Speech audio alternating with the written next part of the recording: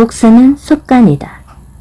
장오수 지연, 지식과 감성 출판사.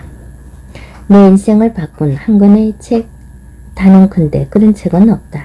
독서의 영향이란 한두 권의 책이 아니라 그 사람이 오늘까지 읽어온 한 권 한 권이 덮개처럼 쌓이고 쌓여 생겨난 독서의 총량에 관한 문제이기 때문이다. 장오수, 1966년 경남 하동군 악양면의 지리산 끝자락 형제봉이 건너다 보이는 마을에서 태어나 결혼 후 줄곧 경기도 광명시에서 생활해 왔으며 현재 광명시청에 근무하고 있다. 무지의 복구름에서 벗어나기 위해 10여 년 전부터 한 달에 10권의 책을 꾸준히 읽어온 것이 이제는 삶의 또 다른 즐거움이자 의미가 되었다. 장석주의 매혹적인 문장을 사랑하고 김훈과 하루키의 소설을 좋아하지만 맥락 없는 잡독이 주는 쌉싸래한 맛도 버리지 못하고 있다. 읽고 싶은 책을 마음껏 읽고 글을 쓰며 사는 가망 없는 꿈을 위해서 라면 여기를 버리고 저기를 취하기도 서슴지 않을 몽상가이다. 독서는 습관이다. 서문. 마흔이 넘어서까지 집과 사무실을 시계추같이 오가는 무기력한 생활에서 어떻게든 벗어나 보려는 몸부림으로 시작한 독서가 10여 년이 되었다. 그것은 자신의 무지를 확인하는 또 다른 과정에 다름 아니었지만 돈과 성공만이 행복이라고 여기며 달려왔던 지난 생활을 돌아보며 내가 하고 싶은 일을 하면서 사는 것이야말로 진정 잘 사는 것임을 어렴풋이나마 느낄 수 있었던 것은 또 다른 보람이라 하겠다. 누군가 말했던가 한 분야에서 일가를 이루기 위해서는 적어도 10년 동안은 매달려 봐야 한다고. 10년으로는 어림도 없을 만큼 크고 깊은 이 무지함을 깨치기 위해 적어도 15년은 매달려 봐야겠다는 심정으로 읽어왔다. 그렇게 시작된 독서는 이제야 겨우 조금씩 몸에 붙는 느낌이 든다. 시간이 없어 책을 읽지 못한다는 주변 사람들의 말이 안타까우면서도 정작 책을 읽어야만 하는 절실한 이유를 말해줄 수는 없었다. 남자들에게 좋은데 정말 좋은데 차마 이야기할 수가 없네 하던 어느 광고 카피의 안타까움과 같은 심경이라고나 할까. 이제야 그 말이 평소 독서 습관이 들지 않아 책을 가까이 하지 못하고 있다는 말에 다른 표현임을 알게 되었고 독서의 필요성도 조금이나마 이해하게 되었다. 어두운 망망대해에 홀로 남겨진 것 같던 현실에서 독서는 이 험한 파도를 뚫고 올바른 방향으로 나갈 수 있게 해주는 등대와 같다는 것을, 그러한 독서 습관의 중요성과 필요성에 관해 나름의 생각과 소소한 일상을 덧붙여 한 권의 책으로 엮었다. 이러한 이야기들은 유명 작가나 독서의 대가들을 통해 이미 수없이 강조된 동어 반복일 수도 있다. 그럼에도 불구하고 이런 책을 내놓는 부끄러움을 무릅쓰는 것은 독서와 관련된 여러 의문들을 독자들이 공감할 수 있도록 최대한 쉽게 써보겠다는 근거 없는 욕심과 기대 때문이다. 이제는 남은 시간 동안 책을 읽고 틈틈이 글을 쓰며 살아가는 또 다른 꿈도 꾸어본다. 남아 수독 오거스라고 하였으니 5수레의 책을 가득 채우는 그런 삶을 살 수 있다면 그 끝에서 아무것도 이루지 못한다 해도 후회는 없을 것이다. 그 길을 걸어가는 자체가 곧 목적이요 이름일 것이니 책을 출간할 때마다 가족들에 대한 고마움을 잊지 않고 포효하던 다른 저자들의 신경을 비로소 이해하게 되었다. 전문 지식은커녕 아무 역량도 갖추지 못한 사람이 무작정 글을 쓴답시고 끙끙대는 모습을 보면서도 항상 용기를 복도와준 아내와 두 아이 현빈, 현수에게 미안함과 감사의 마음을 전한다. 부족하고 무능한 사람을 만나 고생만 해오면서도 묵묵히 곁을 지켜주고 어떤 일이 있어도 나를 지지해준 아내는 내 삶의 가장 큰 축복이다. 부디 이 고백이 아직 늦지 않았기를. 2016년 겨울이 깊어가는 광명에서 장오수 글이. 독서는 습관 들이기 나름이다. 독서는 습관이다. 그 석가는 재미와 즐거움 그리고 지속성을 통해서 만들 수 있다. 많은 부모들은 아이가 글자를 깨우치기도 전에 책을 많이 읽어준다. 책을 많이 읽히면 왠지 똑똑해질 것 같은 생각이 들기 때문이다. 돌이 지나지 않을 때부터 동화를 읽어주거나 아이들과 함께 도서관에 가기도 한다. 그러다가 아이들이 조금 더 크면 큰마음 먹고 세계 위인전이라 어린이용 문학 전집을 한 질 사서 턱 안겨준다. 그러면서 우리 아이도 저 책들을 읽고 엄청 똑똑해지겠구나 하고 내심 기뻐한다. 그런데 아이의 입장에서 보면 어떨까? 조금씩 책의 재미를 느껴가던 찰나에 갑자기 한 무더기 책을 안겨주니 큰 숙제를 따는 기분이 되고 만다. 재미나 즐거움으로 읽는 것이 아니라 저 책을 다 읽어서 부모님을 즐겁게 해드려야 된다는 의무감으로 읽게 되다 보니 흥미가 떨어지고 부담이 되어 책을 점점 멀리하게 된다. 아이에게 책을 많이 읽히고 싶다면 한꺼번에 떠안길 것이 아니라 한 권을 읽고 나면 또 한 권을 사주어서 점점 다른 책을 읽고 싶도록 만드는 것이 좋다. 도서관에서 좋아하는 책을 스스로 골라보게 하는 것도 방법 중에 하나이다. 독서에 대한 부모들의 성급한 욕심은 아이가 학교에 입학한 후 또 한 번 급선회해서 아이들을 혼란스럽게 만든다. 초등학교 때만 해도 책을 많이 읽으라고 귀 따갑게 말하지만 중학교에 들어간 아이가 책 읽는 모습을 혹시라도 발견하면 덕다같이 달려와 잔소리를 한다. 그런 쓸데없는 책 읽으면 놀 시간에 수학 공식이나 단어, 영어 단어 하나 더 외우라고. 게임이나 TV가 아니라 부모들이 나서서 아이들이 독서를 방해하는 웃지 못할 상황을 어떻게 이해해야 할 것인가. 아이들은 부모들의 이러한 행동에 헷갈리고 난감해한다. 그런 부모들의 행동을 전혀 이해하지 못할 바는 아니다.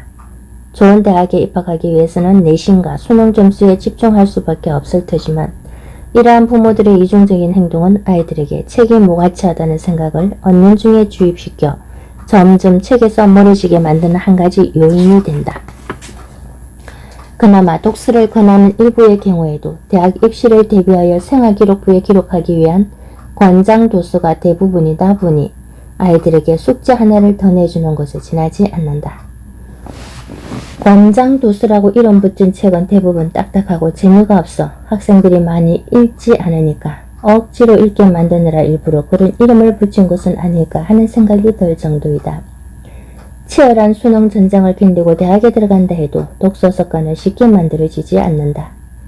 중고등학교 때 거의 책을 읽지 않은 청소년들이 대학에 들어간다고 해서 하루아침에 독서에 대한 재미와 습관이 들 리가 만무할 터. 하지만 대학의 인식도 조금씩 바뀌어 대학 본인의 인문 진리를 탐구하고 인문학적인 소양을 기르기 위해 여러 장치를 마련하고 있는 것은 내정감이 있지만 긍정적으로 평가할 만한 일이다. 대학생활 동안 필수적으로 읽어야 할 책을 선정해서 일정 학점을 이수해야 졸업을 할 수 있는 제도가 대표적이라 할 수 있다. 학생들이 자발적으로 책을 읽지 않거니와 전공 외에는 기초적인 교양도 갖추지 못하는 경우가 허다하다 보니 어쩔 수 없이 마련한 정책이겠지만 그 방향은 옳다고 본다. 그 선한 의도와 노력에도 불구하고 정작 학생들은 독서를 등한시하고 많이 어려워한다는데 현실적인 고민과 문제가 있다. 대학생들이 독서를 어려워하는 이유는 고등학생들과 동일하다.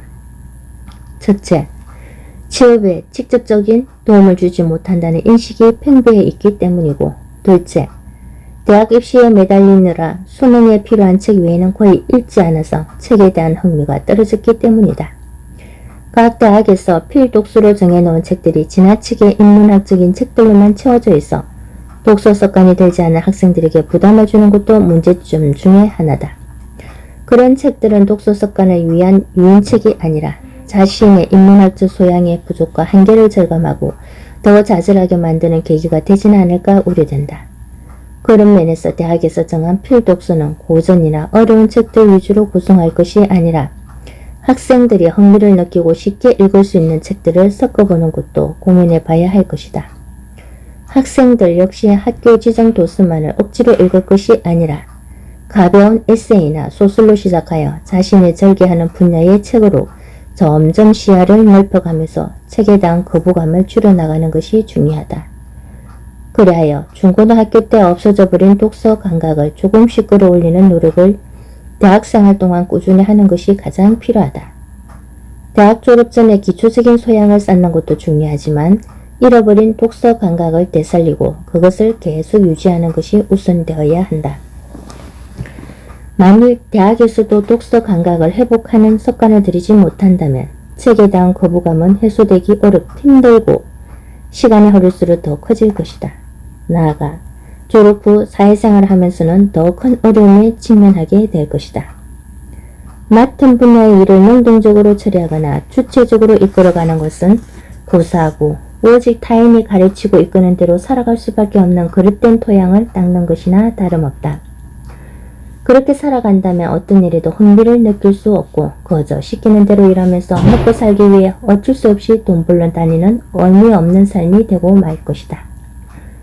그런 삶에서 벗어나 내가 원하는 대로 살아가기 위해서라도 어린 시절부터 지속적으로 책을 읽어 습관을 들이는 것이 가장 중요하다. 1년 내내 책 한 권 읽지 않아도 아무 불평 없이 생활할 수 있는 불가해한 세상살이도 알고 보면 또 다른 형태의 습관이라 할 수 있다.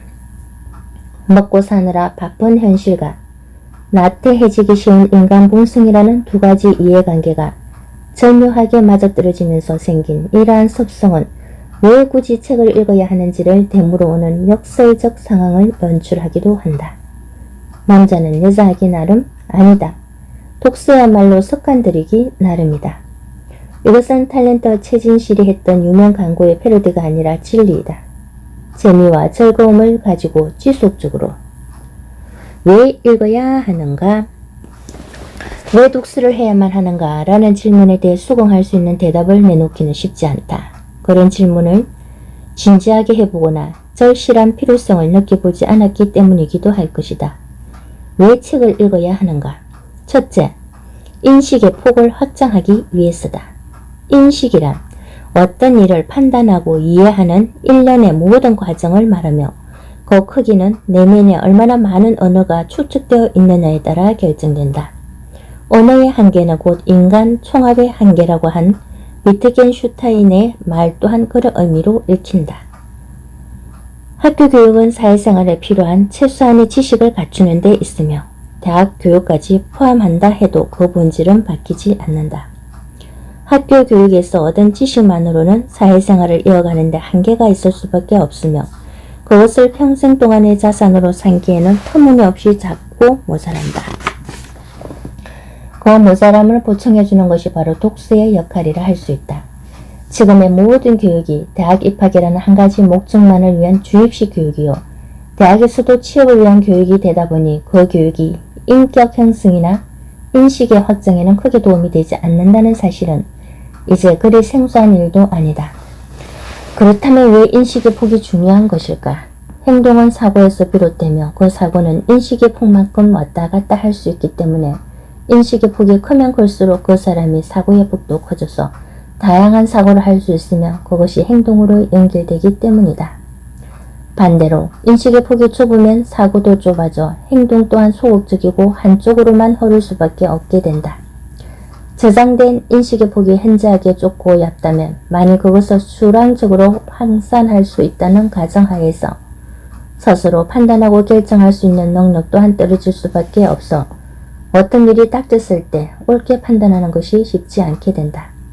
그런 사람은 결국 남들이 시키고 지시하는 대로 살아가게 될 우려가 크며 극단적인 경우 개미들이 항상 다니던 길로만 다니듯이 늘 하던 행동 범위를 벗어나지 못하고 반복하는 생활에 빠질 수도 있게 된다.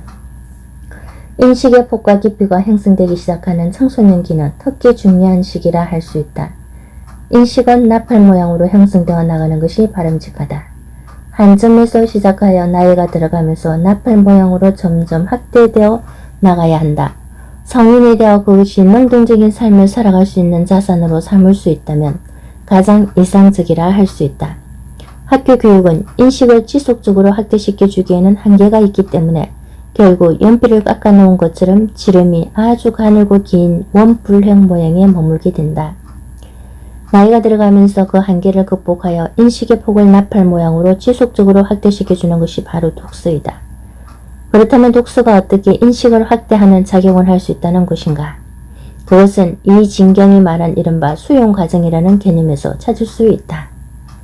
완성된 개념이 들어와 빈자리를 차지하는 식의 손쉬운 과정이 아니라 새로운 개념들이 기존의 관념들과 섞이고 대립하며 자신의 고유한 자리를 잡아가는 과정. 역사의 공간 이진경 후문리스터 2010년에서 인용.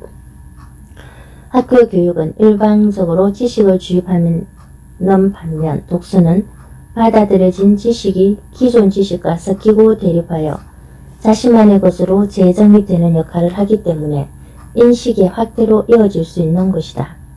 이 말을 음식을 먹는 과정으로 달리 풀어 써보면 갈비탕을 먹을 때 위장까지 갈비탕은 완성된 음식으로 받아들여지지만 그것을 인체에 흡수할 때는 췌장에서 인슐린이 분비되어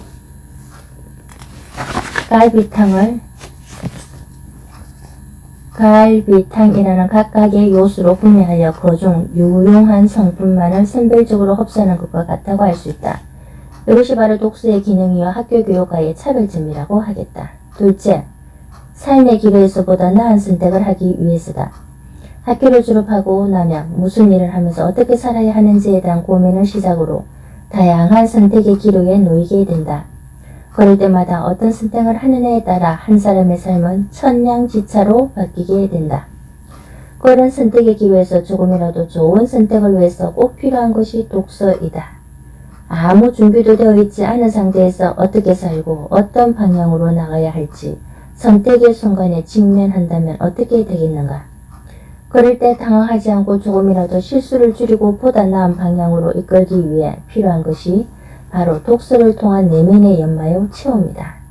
공부 잘해서 좋은 대학에 보내려는 것은 자녀들에게 선택의 폭을 넓혀주기 위해서라고 부모들은 말한다. 좋은 대학을 졸업하면 일에 대한 선택의 폭이 넓어지지만 반대가 되면 선택의 폭이 좁아져 하고 싶은 일이 있어도 무리가 따름으로 억지로라도 공부해서 좋은 대학에 가야 한다고 바로 부모들의 그런 주장과 같은 이유 때문에 지속적인 독서를 해야만 하는 것이다. 삶의 고비마다 맞는 다양한 선택의 순간들이 하나하나 쌓여 한 사람의 평생을 좌우하는 것이다. 장석주는 말한다. 지금 멈추어 읽는 책이 남은 인생의 길이 된다. 일요일의 인문학 장석주 후미 2015년에서 인용. 셋째, 살아가면서 닥치게 될 위기와 고비를 잘 헤쳐나가기 위해서다. 모진 바람에 나무가 흔들리고 가지가 꺾일 수는 있지만 뿌리마저 뽑혀서는 안 된다. 세상을 살아가다 보면 고비와 위기는 항상 불시에 닥치기 마련이다. 헛글더 기름지고 튼튼히 다져놓아야만 모진 비바람이 닥치더라도 이겨낼 수 있다. 지금의 세상살이를 헬조선이니 각자 도생이니 비아냥되지만 언제 한 번이라도 살기 좋은 때가 있었으면 나에게 어려움이 생겼을 때 누가 하나 구해주고 도와준 사람이 있었던가. 내 삶은 항상 스스로 개척해왔고 오직 나만이 구할 수 있었고 앞으로도 그럴 것이다. 그러므로 언제 어디서 고난과 역경을 맞을지라도 두려워하지 않고 헤쳐나가기 위해서라도 꾸준한 독서를 통해 인문학적인 소양을 차근차근히 쌓아 삶을 올바른 방향으로 이끌어갈 수 있는 기초를 튼튼히 만들어 놓아야 하는 것이다. 각 개인은 자기 삶의 주인이며 그 삶을 바른 길로 이끌어가야 할 막중한 책임을 지고 있는 것이나 마찬가지다. 그러한 노력을 등한시하거나 타인에게 끌려가다 따라만 간다면 그것은 스스로에게 지어진 책무를 다하지 않아 막중한 피해를 입혀 결국 자기 삶 전체를 파국으로 몰아가게 되는 큰 범죄를 저지른 것과 같아 할 수 있다. 많은 사람들이 삶의 목표로 삼고 있는 행복하게 살기를 우리는 돈 많이 벌어서 부자로 사는 것이라고 조금 이상하게 이해하고 있다. 행복이 돈과 명예에 있지 않음을 깨닫고 그런 돈과 명예를 위해 아등바등 살아가는 대신 자기가 원하는 삶의 길을 찾기 위해서라도 책을 반드시 읽어야 한다. 장석주는 다시 말한다. 어떻게 하면 행복해질 수 있을까요? 라고 묻는 사람들에게 말한다. 책을 읽어라. 그러면 행복해진다. 지금보다 더 행복해지려면 읽고 또 읽어라. 일요일의 인문학 장석주 후미 2015년에서 인용. 스마트폰과 TV. 일상에서 독서를 방해하는 요소들은 절묘하게 널려있다. 대표적으로는 TV와 스마트폰을 들 수 있다. 시대 변천에 따라 그 윗상에도 갈목할 변화가 생겼다. 전통적으로 가장 높은 자리를 차지해왔던 TV와 컴퓨터 게임이 그 자리를 스마트폰에게 내준 지는 오래이며 과거 TV나 컴퓨터 게임의 영향력에 비하면 스마트폰의 윗상은 과학이 독보적이라 할 만하다. 하지만 스마트폰이 생활 전반에 미치는 영향력으로 보면 독서를 방해하는 요소가 점유하는 비율은 아주 미미하다. 하루 일과는 스마트폰으로 시작해서 스마트폰으로 끝난다고 할 수 있을 정도다. 아침에 일어나면 가장 먼저 스마트폰으로 일정과 메시지를 확인하고 이어폰으로 음악을 들으면서 일터로 향한다. 출근하는 모습에서도 변화는 감지된다. 모든 사람이 한 손에 스마트폰을 들고 있는 전철 앞모습을 보면 더 확실한 변화를 느낄 수 있다. 나이와 성별이 다른 사람들이 일률적으로 스마트폰에 고개를 숙이고 있는 모습은 마치 집단적 교육 효과이거나 장 보드리아르가 말한 존재하지 않는 존재인 시뮬라크르 개념의 현대에 이르러 스마트폰의 인간 지배로 실현되고 있는 것은 아닐까 하는 상상까지 해보게 된다. 스마트폰은 아이들의 노는 모습까지 바뀌게 만들었다. 친구들과 만나서 함께 떠들고 노는 것이 아니라 몇 명이 한자리에 모여 각자의 스마트폰을 들여다보면서 한마디 말도 없이 게임을 하는 것이 지금 아이들의 노는 모습이다. 스마트폰이 과거 컴퓨터 게임과는 비교할 수 없는 중독성을 보이는 것은 스마트폰에 대한 아이들의 엄청난 학습 능력 때문이다. 어린 학생들은 물론 갓 돌이 지는 아이들도 스마트폰을 쥐어주면 금세 모든 기능을 이해하고 빠져드는 것을 보면 마치 스마트폰이 인간을 조종하고 있는 것이 아닐까 의구심이 들 정도이다. 그런데도 아이와 연락을 위한 필수품이 된 지 오래고 스마트폰이 없으면 또래 집단에게서 따돌림을 당하기 십상이니 어찌할 수도 없는 것이 부모들의 또 다른 고민이다. 이렇게 TV나 컴퓨터의 기능과 세상의 모든 오락거리가 들어있는 만능기기가 손안에 있는데 빠져들지 않는 것이 오히려 이상한 일 아닌가. 하물며 이런 스마트폰은 아무 재미와 필요성도 없어 보이는 독서 따위와 견주려 하다니 이 무슨 망발에 가까운 시도이며 백전백패는 이미 정해져 있지 않겠는가. 스마트폰의 위력은 성인들의 생활에도 획기적인 변화를 가지고 왔다. 여자들이야 스마트폰 이전에도 핸드폰을 많이 이용해 왔지만 아저씨들의 스마트폰으로 인한 생활 변화는 특히 인상적이다. 아저씨들이 퇴근 후 가장 큰 소를 끓이는 단연 TV와 컴퓨터 게임이었다. 식사를 마치면 어김없이 소파에 비스듬히 누워 리모컨을 이리저리 돌리면서 밤낮도록 TV를 시청하는 것이 아저씨들의 일방적이며 표준적인 모습이었다. 특히 휴일에는 그런 행동을 아침 일찍부터 잠자리에 들 때까지 반복한다.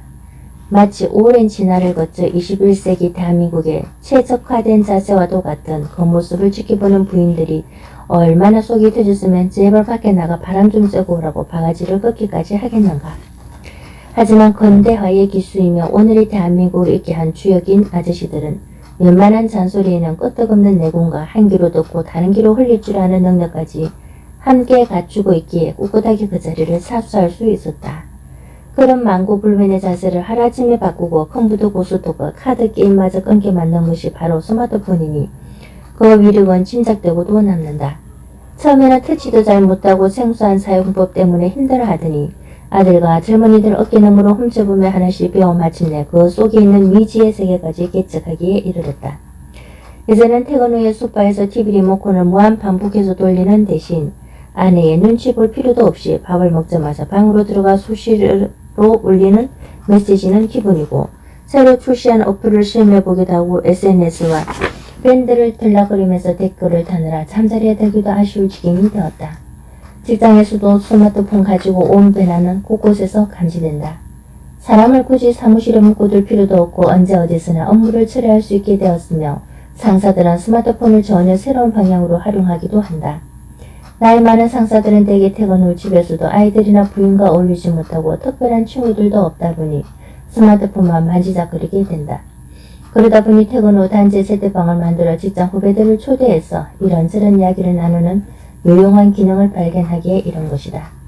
젊은 사람들이야 상사에게 밉보이기 싫어서 내색도 못하고 억지로 단체 채팅방에 들어가서 비율을 맞추고는 있지만 그 고역은 말해 무엇하랴. 오죽했으면 국회에서 퇴근 후 카카오톡 금지법을 발의하는 어이없는 일이 다 벌어지겠는가. 스마트폰의 첨단 기능과 편리성은 또 다른 족쇄가 되기도 한다. 끊임없이 올려대는 SNS와 카페 소식글들은 한시도 조용히 내버려 두질 않고 끊임없이 다른 사람들과 이어지게 만들어 이제는 스마트폰 자체가 사생활을 방해하는 불법 침입자이자 감시자가 되어버린 느낌마저 든다. 그런 스마트폰 공유에 시달리다 못해 아예 메신저 기능을 삭제해버리거나 다시 2G폰으로 갈아타는 사람들까지 생겨나고 있다. 스마트폰의 감시에서 벗어나 자신만의 생활을 찾고자 하는 자각과 함께 얼마나 많은 사람들과 소통하는지를 그 사람의 능력으로 판단하는 한때의 유행이 지나고 피로에 지친 몸과 마음을 자신만의 공간에서 쉬고 싶은 요구가 점점 더 커지는 것도 이런 현상을 부채질하고 있다. 스마트폰의 편리성과 무한한 가능성은 인류가 이룬 과학의 큰 성취 중 하나라고 해도 과언은 아니다. 그것을 적절히 이용하면 개인은 물론 사회 전반을 한 단계 더 도약시킬 수 있는 원동력으로 삼을 수 있다는 것은 누구도 의의를 제기할 수 없을 것이다. 하지만 모든 생활이 스마트폰을 통해서 이루어지다 보니 개인의 생활은 실종되고 조용한 휴식의 예병마저 점점 줄어들면서 마침내 사회 전체가 스마트폰을 매개로 끝없이 이어진 획일적인 모습으로 바뀌고 있는 것은 아닌지 돌아보게 된다. 스마트폰의 편리한 기능이 생활 속으로 점점 깊숙이 파고들수록 개인의 정체성을 찾으려는 반성과 노력에서 또 조금씩 자라날 것이며 이미 진행형인지도 모른다. 여기에서 21세기형 다이어트 운동을 떠올리는 것은 시대에 역행하는 업층의 아니겠지만 찾지 마라 비법은 없다. 졸업을 하고 맨 처음 들어간 회사는 일본과 합작한 회사였는데 그 회사에서 생산하는 제품의 마지막 공정이 도금이었다. 그런데 아무리 일본에서 가져온 매뉴얼대로 작업을 해도 번번이 분량이 나는 곳이었다. 더 이해할 수 없는 것은 일본 기술자가 그 매뉴얼대로 작업을 하면 보란듯이 완성된 작품이 나오는 것이었다. 우리 기술자들도 그 분야에서는 수십 년을 일하면서 나름대로 자부심을 가지고 있던 사람들이어서 당황스럽기가 이를 데 없었다. 그 일본 기술자들이 하는 방법과 꼭까지 정해진 매뉴얼대로 몇 번을 해봐도 계속 분량이 나는데 일본 기술자가 작업을 하면 정확한 제품이 나오니 얼마나 놀랄 일이겠는가. 그 일본 기술자들은 말이나 글로 표현될 수 없는 미세한 감각 같은 것이 몸에 배어 있었던 셈이다. 일본 기술자의 지도를 받으며 몇 달을 반복한 끝에야 겨우 합격품을 만들어낼 수 있었다. 그 일본 기술자야말로 자신만의 비법 같은 것을 가지고 있는 것은 아닐까 생각되었다. 담금질 비법을 배우기 위해 조상 대대로 담금질을 이어내려오던 가문에 들어가 몇 년 동안 허들의 일을 하면서 배웠지만 끝내 비법을 알 수 없어 마지막으로 쇠를 담그는 뜨거운 물에 손을 담그는데 그것을 본 주인이 한 칼에 손목을 잘라버렸다는 비정하고도 끔찍한 일화가 전해 올 정도로 한 가문이나 회사에 전해 내려오는 비법은 절대적 비밀이라 할 수 있을 것이다.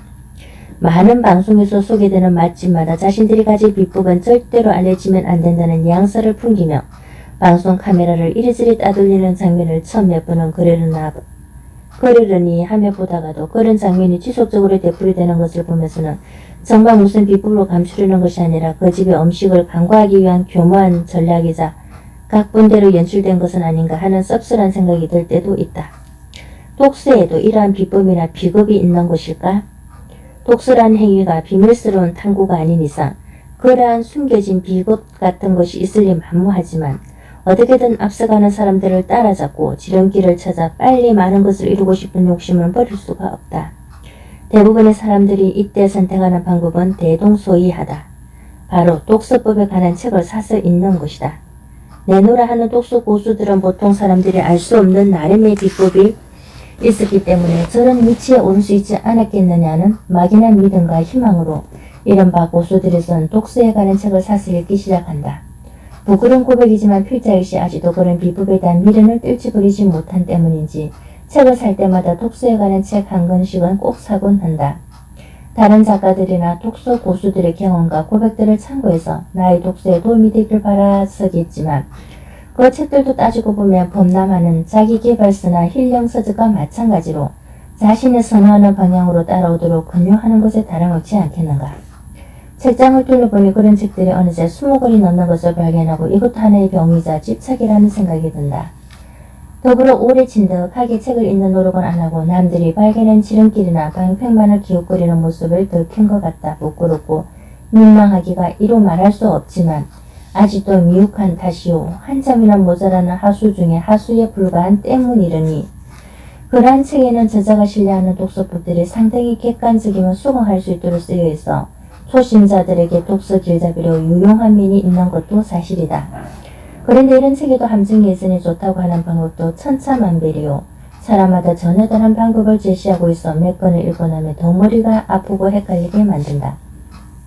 어떤 사람은 정독을 하고 어떤 사람은 속도가 필요한 부분만 읽고 또 어떤 사람은 천천히 읽으라고 하는데 어떤 사람은 우선 많이 읽는 편을 권하고 한 권을 처음부터 끝까지 읽으라고 하는 사람이 있는가 하면 두 권을 함께 읽으면 더 좋다고 하는 사람도 있고 한 걸음 더 나아가 서너 권을 동시에 읽으면 더 좋다고 하니 이건 해답이나 비법이 아니라 난해한 수학 문제들을 내놓고 이것을 모두 풀어보라고 하는 것과 다름없어 보인다. 그런데 저자들의 그런 주장들이 하나도 틀리지 않는다는데 더 큰 문제가 있다. 어떤 한가한 학자는 사랑의 유통기한이 얼마인지를 몇 년 동안 연구한 끝에 약 2년 6개월이라는 심한 연구 결과를 얻고 그것을 학주지에 싣는 성과를 내기도 했다지만 세간에 나와 있는 그 많은 독서법을 모두 경험하고 시험해 볼 수 없으니 그런 학자가 다시 나타나 학술지에 발표라도 해서 이 엄청난 고민을 해결해 주었으면 하는 바람마저 든다. 하지만 고수들의 하나같이 자신의 방법이 제일 좋다고 소리 높이는 이 외침 속에 진실이 숨겨져 있음을 놓치지 말아야 한다. 그들은 이미 그 많은 독서법을 체험하고 시험하면서 자신에게 어떤 것이 맞고 유익한지를 몸으로 깨닫고 얻은 결론이기 때문이다. 그러나 그 방법은 그 책을 쓴 저자에게 가진 좋은 독서법일 뿐일지도 모른다. 다른 사람에게 좋은 운동법이 무조건 나에게도 맞는 방법일 수 없듯이 독서에도 나에게 맞는 방법은 따로 있을 것이다. 아무리 남들이 썸 비법을 기웃거리고 찾아보아야 그것이 자신에게 맞을 리가 없다. 스스로 체험하면서 찾아야 한다. 하지만 독서에 대한 비법 같던 것은 애당초 이 세상 어디에도 없다. 그러니 찾지 마라. 굳이 비법을 찾는다면 한 권이라도 더 읽어서 스스로 느끼고 깨닫도록 하는 것이 유일한 비법일 뿐이다. 그런 비법을 찾아 기웃거릴 시간에 한 줄이라도 더 읽어라. 그 하루하루의 독서가 쌓이고 모여서 나름의 일가를 이루게 될 때 그것이 바로 비법이요 비법이 될 것이다.